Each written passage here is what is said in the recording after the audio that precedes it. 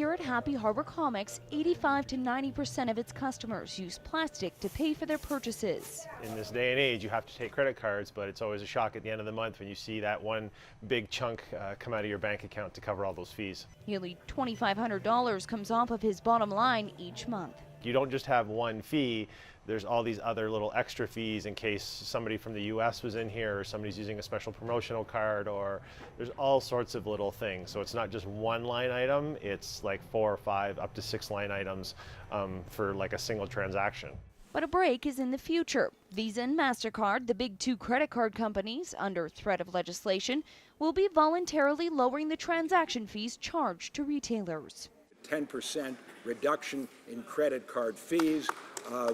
This is promised by Visa and MasterCard, who represent over 90% of the market. Seems like a good news story for the governing Tories, but the opposition says it's not enough. Keeps the fees, the highest fees they are in the industrialized world, and that's just shameful in my opinion.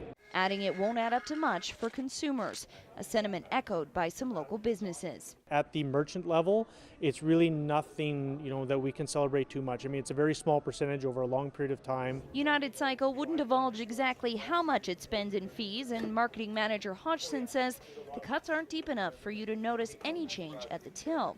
So where will consumers see the difference? If we can save a percentage back of our sales of a store this size that we can put back into the community, I mean, through sponsorship, through donations, that kind of stuff, is the consumer and the community will benefit from it. Instantly it would go back probably into our staffing right away. I mean, that's where we try to funnel our money into first. Then of course extra revenue would go to whatever services or extra that we can do for the community to give back for supporting us. Exactly what the savings will be is still to be seen.